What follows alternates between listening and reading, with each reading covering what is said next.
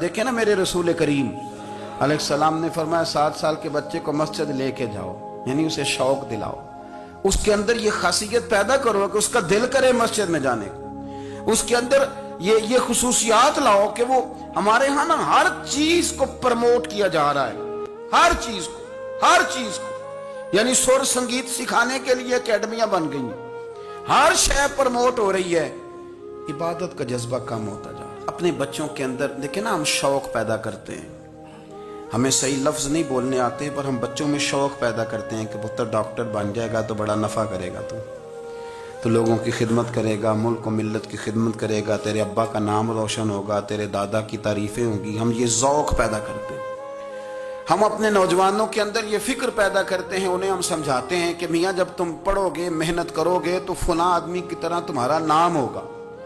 یہ جتنا ذوق ہم بچوں کے اندر ان چیزوں کا پیدا کرتے، ہمیں حکم ہے کسی طرح ہم ذوق پیدا کریں کہ پتر نماز پڑھے گا تو اللہ راضی ہو جائے گا۔ اللہ کا ذوق ہمارے اندر نہیں رہا، اور اتنا مشکل ہم نے اپنے لیے بنا لیا ہے کہ وہ بندہ جو بڑی زبردست مذہبی گفتگو کر رہا تھا اور تگڑی بات کر رہا تھا، کیا بات ہے، لیکن نماز کے بارے میں کمزوری دکھا جاتا ہے۔ امام احمد بن حنبل رحمۃ اللہ تعالی علیہ کوڑے بھی کھاتے تھے دین کی خاطر، سارا کرتا لہو سے بھر بھی جایا کرتا تھا، بڑا اعزاز والا شخص تھے، بڑے اعزاز والے، حدیثیں جمع کرنا، حدیثیں لکھنا، حدیث پڑھانا، سارا دن رہتے تھے۔ کہہ سکتے تھے کہ میں کر تو رہا ہوں کام، اور حدیث بھی موجود ہے کہ عالم عابد سے افضل ہوتا ہے، پر اس کے باوجود امام احمد بن حنبل رحمۃ اللہ علیہ 300 نفل فرض نمازوں کے علاوہ پڑھا کرتے تھے، 300 نوافل روز پڑھا کرتے تھے۔ ان کے بیٹے نے کہا ابا جی مکان خریدنا ہے تو وہ جگہ کہاں کر کے لوں، بہت ساری آبادیاں، تو فرمایا پتر وہاں لینا جہاں مسجد قریب ہو۔ میرے رسول کریم سید عالم صلی اللہ علیہ وسلم اتنا پسند کرتے مسجد کو، اتنا پسند کرتے نماز کو کہ رسول کریم صلی اللہ علیہ وسلم تہجد کی نماز بھی پڑھتے، پھر حضور فجر کی نماز بھی پڑھتے، نبی پاک وتر کو الگ کر کے پڑھتے، عشاء کے ساتھ نہیں پڑھتے۔ یہ تو ہم اس لیے اجازت دی ہمارے بزرگوں نے کہ بعد میں اٹھے گا کون علیحدہ وتر پڑھنے کے لیے، عشاء کے ساتھ پڑھ لے۔ وتر پڑھتے، تہجد پڑھتے، فجر پڑھتے، اشراق پڑھتے، چاشت پڑھتے، پھر مغرب کی نماز کے بعد 6 رکعت اوابین پڑھتے، پھر رات کو صلاۃ اللیل پڑھتے۔ سیدہ عائشہ صدیقہ کہتی ہیں زمانہ سو جاتا اور میرے رسول مصلی بچھا کے کھڑے ہو جاتے، او یار کھیتی باڑی کر کے نہیں، محنت مزدوری کر کے نہیں۔ جناب عائشہ کہتی ہیں میں یہ بھی دیکھتی کہ حضور ایک آیت شروع کرتے تو ساری رات اسی کو پڑھتے، اور میری نظر جاتی تو قدم مبارک پہ ورم آ جاتا۔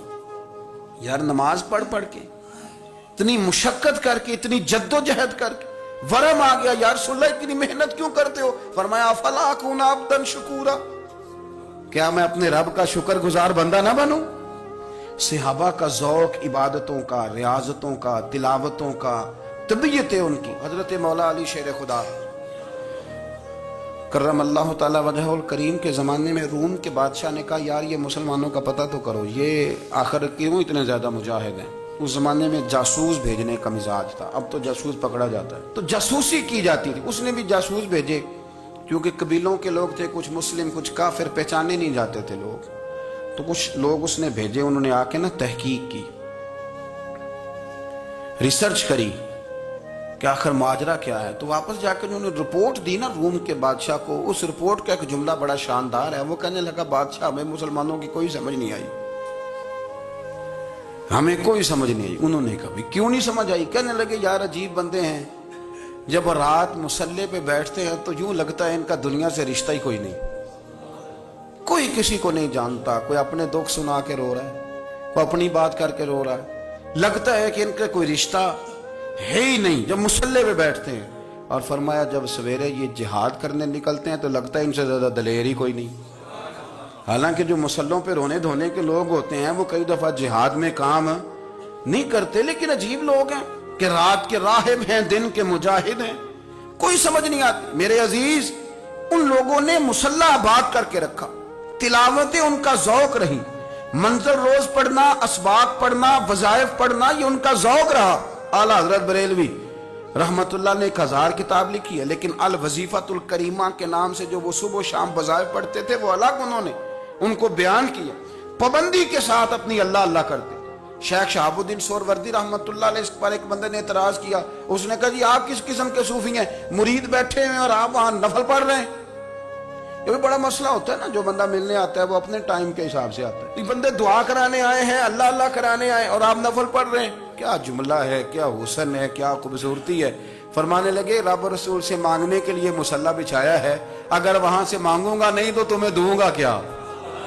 پہلے مجھے کچھ لے تو لینے دو، اگر میرے پلے کچھ ہے ہوگی تو آگے دوں گا نا۔ تو میں مانگنے گیا تھا کہ یا اللہ دے، تیرے بندے لینے آئے دے، تو میں کچھ لوں گا تو آگے دوں گا نا۔ لیکن ہمارا یہ سٹیٹس، یہ مزاج، یہ شعور نہیں ہے۔ گپیں، کہانیاں، داستانیں، گفتگو، خطابت، واز، کیا بات، لیکن اگر کچھ کرنے کا کام ہو تو وہ نہیں ہم سے ہوتا۔ میرے نبی کریم علیہ الصلوۃ والسلام نے مصلی سے دل لگانے کا درس دیا، حضور نے توجہ دلائی۔ صحابہ اس ذوق کے حامل لوگ تھے، وہ کوشش کرتے تھے۔ جناب صدیق اکبر رضی اللہ تعالیٰ عنہ کا عبادت کا مزاج ہمیشہ قائم رہا۔ حضرت عمر فاروق ساری رات اللہ کے حضور کھڑے رہے۔ حضرت عثمان غنی رضی اللہ تعالیٰ عنہ عشاء کی نماز پڑھ کے 2 رکعتوں کی نیت باندھتے تھے، 15 سپارے پہلی رکعت میں پڑھ دیتے اور 15 سپارے قرآن مجید کے دوسری رکعت میں پڑھ دیتے۔ آپ نے نا حضرت عمر فاروق کے وصال کے بعد ان کی ایک بیوہ سے نکاح کیا، حضرت عثمان غنی نے نکاح کیا۔ وہ خاتون آپ کے نکاح میں آئیں تو عرض کرنے لگی امیر المومنین میرے لیے اعزاز تو بہت ہے کہ میں امیر المومنین کی بیوہ تھی تو امیر المومنین کی منکوحہ ہو گئی ہوں، لیکن حضور نہ تو میں جوان ہوں کہ میرے اندر رغبت ہوتی اور نہ میں اب اس قابل ہوں کہ کوئی خدمت کر سکوں، میرے ساتھ نکاح کی وجہ کیا بنی؟ تو عثمان غنی رو پڑے، فرمانے لگے میں نے عمر فاروق کو مسجد میں اپنے رب سے ڈرتے ہوئے دیکھا ہے، میں نے اسے روتے ہوئے دیکھا ہے، عدل کرتے دیکھا ہے، انصاف کرتے دیکھا ہے، امت کی خیر خواہی کرتے دیکھا۔ تمہارے ساتھ نکاح اس لیے کیا ہے کہ تم مجھے یہ بتاؤ کہ عمر فاروق گھر کے اندر اپنے رب کو کیسے راضی کرتے، گھر کے اندر کیسے راضی کرتے تھے، وہ طریقے بتلاؤ، تم بتاتی جانا اور میں بھی اسی طرح گھر میں عبادت کروں۔ میرے رسول کریم علیہ الصلوۃ والسلام نے ارشاد فرمایا، حضور فرمانے لگے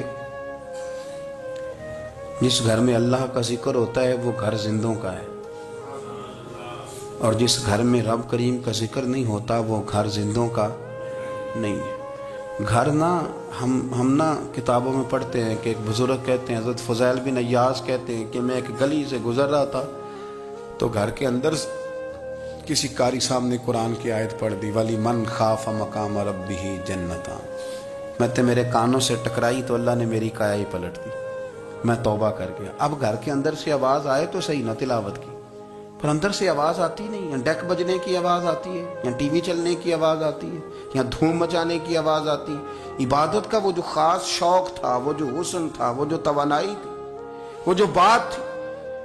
ایک جگہ پہ ہم بیٹھے تھے تو وہاں ایک صاحب آئے اور انہوں نے آتے ہی کہا کہ مہربانی کریں ذرا مجھے مصلی دے دیں، میرے نہ کچھ نفل رہ گئے۔ تو میں نے وضو کر لیا تو کوئی مصلی مل جائے، مصلی انہیں دے دیا گیا، وہ مصلی لے کے چلے گئے تو پیچھے ایک صاحب نے تبصرہ کیا، کہنے نے کتنا ریاکار بندہ ہے، لوگوں کو دکھا رہا ہے کہ میں نفل پڑھتا ہوں، ہے کوئی بات کرنے والی؟ میں نے اسے کہا تو مہربانی کرنا، اس طرح کی ریاکاری تو بھی کر، پکڑ مصلی اور جا تو بھی تھوڑی ریاکاری کر کے آ، اٹھ ذرا، شکر کر کوئی یہ ریاکار بھی ملا ہے، کوئی نفل پڑھ کے ریاکاری کر رہا ہے۔ اللہ کا میں کہتا ہوں کو پڑھے تو صحیح نہ، یار یہ کوئی دور ہے نفل پڑھنے کا؟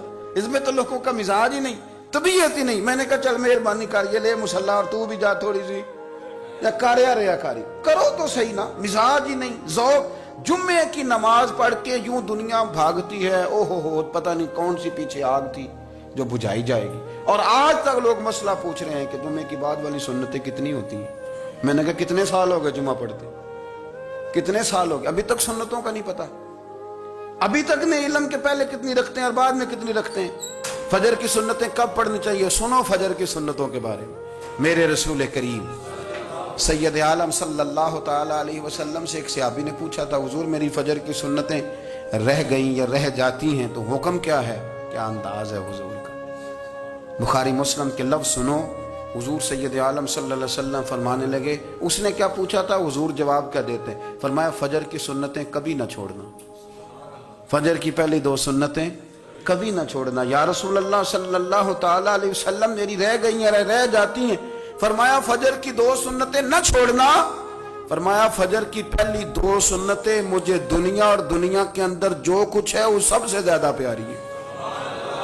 فجر کی 2 سنتیں دنیا اور دنیا میں جو کچھ ہے مجھے وہ سب سے زیادہ پیاری ہے، اس لیے فجر کی سنتیں نہ چھوڑنا۔ اپنا ذوق، اپنی طبیعت، ہم نے نا ذوق غلط بنا لیا۔ اگر 20 بندے کہہ بھی دیں گے تو نے بڑی شاندار تلاوت کیا تو کیا اس سے بنے گا؟ 100 بندہ کہہ بھی دے تیری کیا بات ہے، کیا بات ہے نعت خاں کی، کیا بات ہے علامہ صاحب کی، پیر صاحب کی، پیر مہر علی شاہ صاحب رحمت اللہ علیہ۔ آپ تشریف فرما تھے تو آپ کے ایک ہی بیٹے بابو جی جن کو کہا جاتا ہے، جس دن صاحبزادے پیدا ہوئے تو خادم نہ وہاں سے نکلا۔ ان لوگوں کے شوق اور طرح کے تھے نا، تو ان کی توجہ بھی اپنے شوق کی طرف رہتی، تو خادم نکلا اندر سے، پیر صاحب مبارک ہو، پیر صاحب مبارک ہو، پیر صاحب مبارک ہو، پیر صاحب مبارک ہو، شور کر رہا ہے۔ تو پیر صاحب کو وجد ہو گیا، اللہ اکبر اللہ اکبر اللہ، وہ کیا ہوا، کس بات کی مبارک دے رہے ہو؟ عرض کی حضور اللہ نے بیٹا دیا۔ تو آپ فرمانے لگے اچھا حضور آپ کیا ہوا، آپ تو پریشان ہو گئے۔ فرمانے لگے جب تو نے 3 دفعہ کہا نا مہر علی کو مبارک ہو، تو میں سمجھا تھا شاید تجھے کسی نے بتا دیا ہے کہ مہر علی سے اللہ راضی ہو گیا۔ میں سمجھا تھا کہ شاید تو یہ خبر لے کے آیا ہے کہ کسی نے بتایا ہے کہ مجھے آج خبر ملی ہے کہ مہر علی سے رب اچھا پتر ہوا ہے، الحمدللہ اللہ کا شکر ہے، پر میرے لیے مبارک کا دن وہ ہوگا جب میرا رب کہے گا کہ میں مہر علی سے راضی ہوں، میرے محبوب کہیں گے کہ میں مہر علی سے۔ آپ بات کو سمجھیں، شوق ہی کسی اور طرف تھا، دل ہی کہیں اور لگا ہوا تھا، طبیعت ہی کہیں اور مائل تھی۔ کوئی وظیفہ پوچھتے تھے تو پڑھتے تھے وہ لوگ، کچھ اللہ اللہ انہیں بتائی جاتی تھی تو کرنے کا ذوق رکھتے تھے، طبیعت تھی، قائل تھے۔ حضرت ربیع کہتے ہیں میں بڑی دور سے سفر کر کے گیا حضرت اویس کرنی سے ملنے، بڑی دور سے، اور جب میں پہنچا تو فجر کا وقت تھا، تو حضرت اویس کرنی کو میں نے پا لیا، تو وہ نماز پڑھ کے نا قرآن شریف لے کے بیٹھ گئے۔ فرماتے ہیں اشراق چاشت کا وقت ہوا تو نفلوں کی نیت باندھ لی۔ محدث ابن الجوزی نے لکھا ہے، فرماتے ہیں پھر جب زوال کا وقت ہوا تو مسجد میں جھاڑو دینے لگ گئے۔ زور کی نماز پڑھ کے تو عصر کی تیاری تک وہ مسجد میں بیٹھے رہے، اور میرے نبی پاک علیہ السلام نے فرمایا جو نماز کے انتظار میں بیٹھا ہو وہ نماز ہی میں ہے، وہ نماز ہی میں ہے۔ فرمایا میری دنیا، میری امت کی جو رہبانیت ہے نا وہ اتنی ہے کہ نماز کا انتظار کرے، اذان کے بعد نماز کا یہ راہب ہے، یہ اس وقت چھوڑ کے بیٹھے ہیں سارا کچھ۔ فرماتے ہیں عصر تک انہوں نے اللہ اللہ کی، پھر مغرب تک کی، عشاء کی نماز ہوئی تو نماز پڑھی تو وہ تھک گئے۔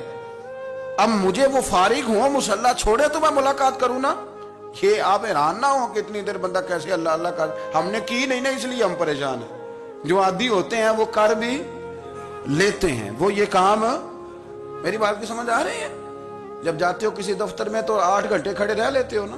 تو فرمانے لگے کہ جب عشاء کی نماز کے بعد آخر انسان تھے، تھک گئے، نیند کا غلبہ ہوا تو تھوڑی ایسے آنکھ بند ہوئی تو کھلی تو رونے لگے۔ حضرت ویسے کرنی رو کے کہنے لگے مالک مجھے غافل تو نہ کر، ابھی میں نے کیا بھی کچھ نہیں، دن ختم ہو گیا، کوئی نفل نہیں، کوئی اللہ اللہ نہیں، اللہ مجھے غافل نہ کر، میری مدد فرما۔